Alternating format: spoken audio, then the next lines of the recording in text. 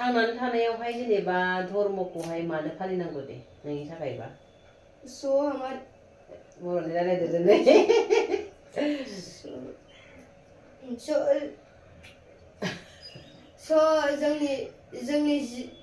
जोंनि जिउआव धर्मआ मोनसे इम्पोर्टेन्ट बुस्थु बे थाथारनांगौ बे अगर बे गैयाबा मानसिना माने जिउआ डार्कनेसआव थाङो माने अन्धकाराव थाङो अन्धकारा माखौ होनो बर'नि बुंनाय खोमसि मा होनो अन्धकार दान खोमसियाव थाङो बेयाव थाङो माने माबाजों डार्कनेसजों बोजबनानै लाजायो आरो गाज्रि बारहावाफोरजों धोरोम गैयाबा जायफोरनाव धोरोम गैया जानाय लोंनाय बिदिफोरल' बिसिनाव गाज्रि शक्तिफ्रा बांसिन सुथा लायो आरो थांनो माने बिसिनाव माबानो थाखाय बिसोरखौ गावनि कन्ट्रल लानो थाखाय आसान जायो आरो मानोना बिसोर भगबानफोर थानायखायसो बिसोरखौ जेबो खालामा नालाय ओमफ्राय जुदि मानसिनाव धर्मआ गैयाबा बिसोरखौ खालि शक्तिफ्रा मेनिपुलेट खालामनो हायो आरो माने ब्रेनखौ एसे बोरैबा खालामनो हायो गावसोरनि लामायाव लाबोनो हायो आरो गावसोर जेसे खालामहोनो लुबैयो बेबायदि खालामहोनो जायो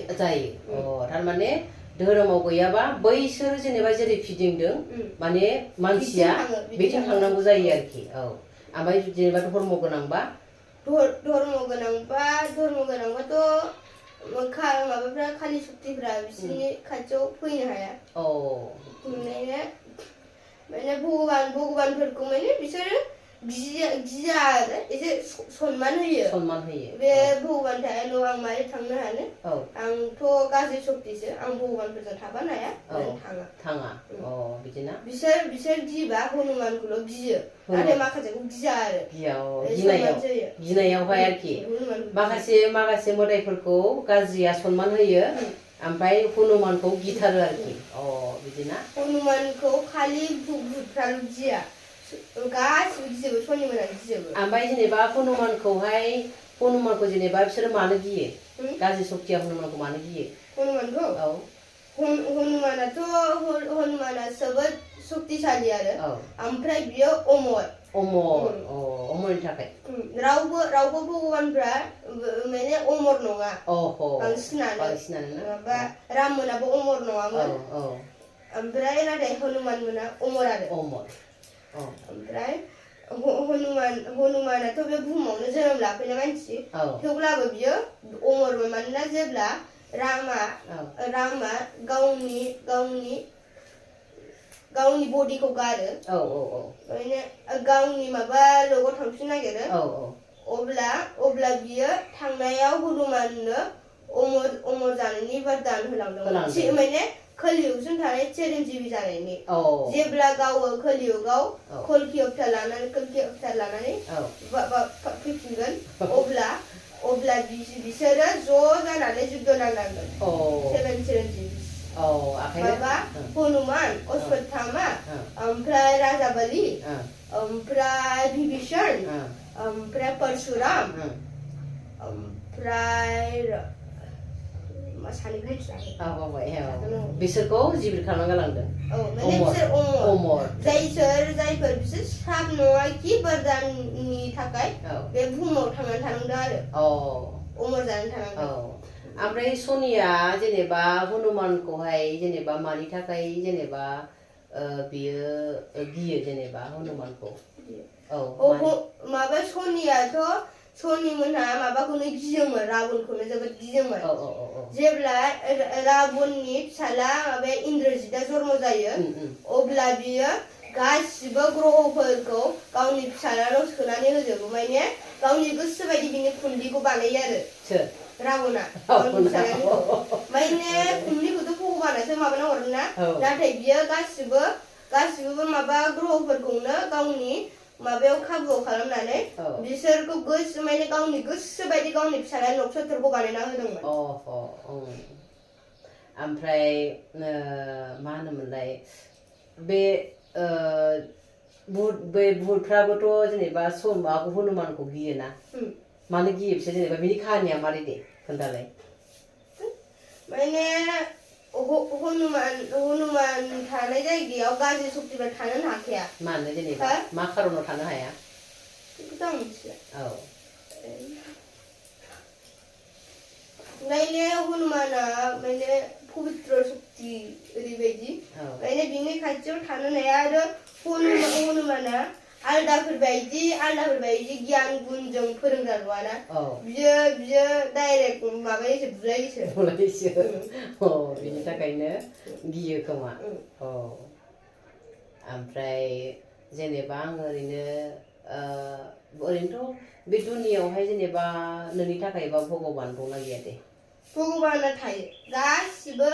जायगायाव भगबान दङ ओमफ्राय बे खोथाखौ बयबो मानियो आरो माबा ख्रिस्टानफ्राबो मुस्लिमफ्राबो ओमफ्राय जोंबो हिन्दुफ्राबो जायखिजाया फुजिनायाल' आलदा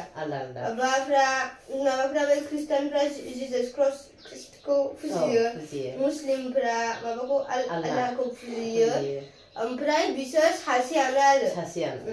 माबा नामफ्राल' आलदा बेखौ गोबां मानसिफ्रा मिथिया ओमफ्राय आलदा बे भगबानफोरखौ माबा सनमान होआ जावो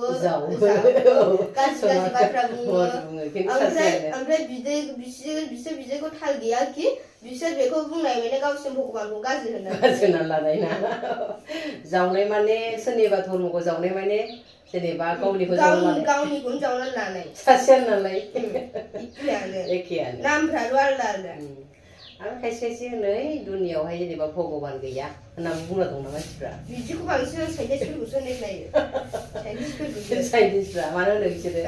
मानो होनो साइन्टिस्टफ्रा माने गावसिनि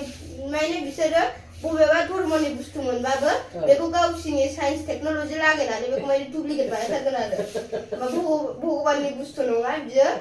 माबा बे ओरैबायदि जानाय होननानै फोरमायथारगोन जेरैबाबो खारन गैयाबाबो भगबाननिबाबो दा बेनो आङो हनुमानजों भुतफोरजोंनि खाहानिखौ मालाबा मायाबा मोननाय बायदि मोनदोंमोन माबा समाय लालायलायनो भुतफ्रा थारमाने समाय लालायलायदोंमोन आरो बिसोर हनुमाननि खाथियाव फैला होननानै नङाबाथ' माने समाय लाखाथारनायसै आरोखि जायफोर मानसिया हनुमानखौ फुजियो बिसोर भुतफोरखौ गिथारा माने एसेबाबो गियो ना मानसिफ्रा नाथाय थेवब्लाबो बिसोर गिया आरो बिसोर दा बायदियाव भुतखौ सिगाङाव नुबा जेबो गिया भुतफ्राबो बिसोरखौ जेबो खालामहाया बिदिनो नांगौबा बबेबा नुबाय बायबा नायहाबनानैल' थागोन आरो बिसोरखौ जेबो खालामहाया ओमफ्राय एसे हामला खालामहां जाबानो हनुमान चालिसा खनबानो बिसोर खारलाङो खोनासंनो हाया बिसोर हनुमान चालिसाखौ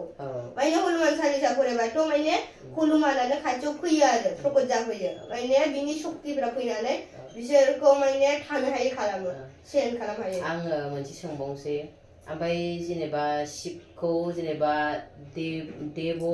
महादेव जेनेबा मानि थाखाय बुंनाय जायो दे जेनेबा शिबखौसो सृष्टि खालामनाय होननानै जेनेबा बुङोना जेनेबा आङो जेनेबा नुयो आरो बिदि जेनेबा देव महादेव जेनेबा मानि थाखाय बुङो बेखौ माने बेखौ मोदायफोरनिफ्रायबो देरसिन मोदाय होननाय जायो आरो भगबानफोरनिफ्रायबो भगबान देरसिन मानि थाखाय देरसिन बे मानोना बेनो बयनिफ्रायबो देरसिन बिसोरनिफ्रायबो देरसिन दङ बिसोर आदि शक्तिया बिसोरखौ बानायदों आरो बिसोरखौसो बानायदों बिसोरखौ आदि शक्तिया बानायदों आदि शक्तिया माने सुप्रिम गड आरो बेनो पार्वती सती गासिबो बेनो आदि शक्तियानो ओमफ्राय बे दुनियाखौ सोरथो सृष्टि खालामो ब्रह्मा सृष्टि खालामो ओमफ्राय ब्रह्माया गासिबो सृष्टि खालामो विष्णुआ मा खालामो विष्णुआ बेखौ नायो विष्णुआ सलायग्रा ब्रह्माया सृष्टि खालामो विष्णुआ सलायो होमबा महादेबा मा खालामो महादेबा माने नष्ट खालामो बुस्थुफोरखौ माने फोजोबस्राङो फोजोबस्राङो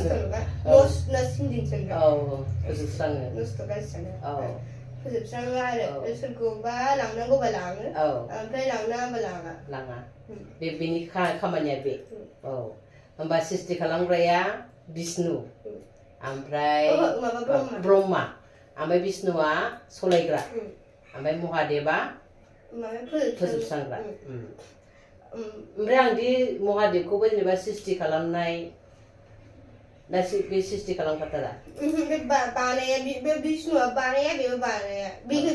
माने विष्णुआल' अबतार लाफैयोना मानोना बेसो सालायो नालाय बेसो नायनांगौ बबाव पाप बारायदों मादों विष्णुआ पाप बारायबा जोनोम लाफैनांगौ ओमफ्राय शिबना सम जाबाथाय मानसिखौ लांनांगौ ओमफ्राय सम जायाबा रावखौबो लांनो हाया ओमफ्राय माबाना ब्रह्माना सृष्टि खालामनाय ओमफ्राय सावननि मासावल' माबाया शिबा नायो बे मासाव विष्णुआ ध्यानाव थाङो बे समाव सावन मासाव विष्णुआ ध्यानाव थाङो ओमफ्राय बे समावहाय शिबा फैनोसै शिबा नायथ'यो सालायथ'नोसै बे मास मोनसेखौ बेयावनो शिबनाव माबा बिबाथाय बे शिबनाव सहैबाय बे सलायनोसै नालाय ओमफ्राय जुदि माबाफोराव थानाय मन्दिरफोराव थानाय नन्दीनि मुर्ति दंना बिनि खोमायाव माबा बुंबाथाय माने नों माबा नोंनि लुबैनायफोरखौ फोस्रांनानै होबाथाय बेयो शिबनाव सहैयो आरो डाइरेक्ट नन्दीनाव बुंबानो शिबनाव सहैबाय माने शिबासो सलायखाबाय नालाय माने नन्दीया बरदान मोनखानाय आरो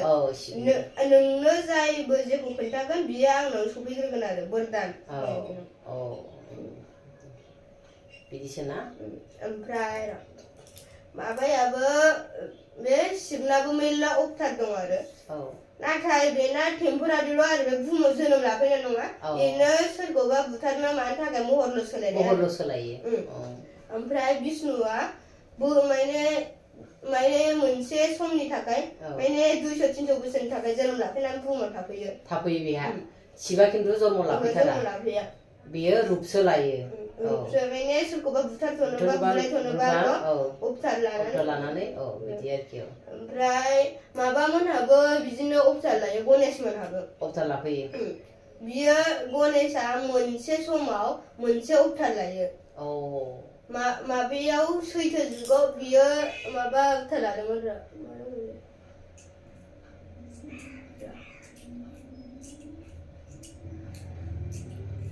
माबा विनायका अबतार लादोंमोन बियो विनायका अबतार लादोंमोन सैथो जुगाव कलियुगाव थाब जायाखै ओमफ्राय माबायावसोना ओमफ्राय दाना माबायाव त्रेता युगाव बियो माबा मयुरेश्वर अबतार लादोंमोन बियो माबायाव बै सैथो जुगनि बे माबा विनायका अबताराव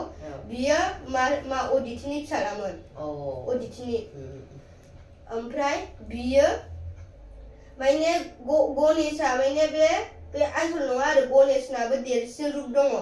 माबा महा गणाधिपति होनो बेखौ महा गणपति देरसिन ओमफ्राय बेना विनायका रुपाव अबतार लाफैनायनि बाहना मोसामोन ओमफ्राय माबायाव बे मयुरेश्वर अबतार लानायाव त्रेता युगाव लानायाव बेना माबामोन मा होनोमोनलाय माबा दावराय नामानो मयुरखा नालाय मेरला अबतार लादों बियो ओमफ्राय बियो त्रेता युगाव माबायाव द्वापर युगाव बियो माबा गणेश अबतारखौ लाबाय बेयावथ' बेना माबाया बेनोखा रुपा माबाया बाहना मा नाममोनलाय एन्जरा ओमफ्राय बियो कलियुगाव अबतार लाबावगोन आरो धूम्रकेतु अबतार बिना एसे ग्रे कालार जागोन एसे गोसोम गुफुर मोखाङा एसे हाथफ्ला रंनि जागोन आरो ओमफ्राय बियो माबायाव गरायाव गाखोगोन बावना गराय जागोन बेना आं नोंनि खोथाखौ मोनसेखौ ओरैबायदि मोजां मोनबाय बै बयनिबो मोनफा धर्म दंजोबो ओमफ्राय धर्मखौ मुस्लिमा हिन्दुखौ जावो ओमफ्राय हिन्दुआ मुस्लिमखौ जावो मालाबा ख्रिस्टानखौबो जावो ख्रिस्टाना हिन्दु जावो बिदि जावलायलायोना ओमफ्राय ख्रिस्टानफोरा बारा जावा बे मुस्लिमजों हिन्दुफोरजोंनो बांसिन माबालायो आरो सैलायनाय जायो ओमफ्राय बे खेत्रआव जे गावजों गाव गावनि धर्मखौ जावनाय जायो बेखौ जेनेबा मोनथिया ना बिसोरो ओमफ्राय गोबां धर्म बांसिन फुजिग्रा मानसिफ्रानो बे खोथाखौ थाल मोनखायो माने जेनेबा नों माने बिसिनि गुरुआ बिसिनि भगबानाबो जोंनि भगबान बिदि होननानै ना थेवबो आलदा आलदा माबाल'सो जादों नियमल'सो जादों नङा होमबा बेखौनो आङो गोसोखांफिनदों आरो माबाफ्राबो स्ट'रिफ्राबो एखेयानो आरो ओमफ्राय नामफ्राल' सोलायोना माबा नोङो बे खृष्टानफोरनि स्ट'रियावबो मेरला बिदिनो एखे स्ट'रि मोनगोन ओमफ्राय आश्चर्य चकित जागोन कि नामा बोरैबा आलदा बोरैबा जिउस बिसिना बे ग्रीस माइथोल'जि ना माबा जोंनाथ' इन्द्रदेब दंना अखा होग्रानि माने मोदायफोरनि राजा ओमफ्राय बे ग्रीस माइथोल'जि ना माबा दङ मा नाममोन जिउस माबा बिसोर बेबो देवताफोरनि राजा खृष्टानफोरनि बे खृष्टानफोरनि नङा आरो ग्रीस माइथोल'जि ग्रीस बे माबाया एलेक्जेन्डारा बेबो ग्रीससोमोन ओमफ्राय मुस्लिमफोरना बिसिनाथ' काहानिफोरखौ आं बारा खोनानो मोना ओमफ्राय आङो मेरला भिडिअ नुयो आरो माबा बबेबा सोरबा माबा अबतार लाफैगोननो गावसिनाबो कलियुगाव बे माबाखौनो कल्किखौनो होननाय जाबाय आरो नाथाय गावसिना बे नामा बोरैबा अरला हाजिर ना बोरैबा नामखौ मोनथिया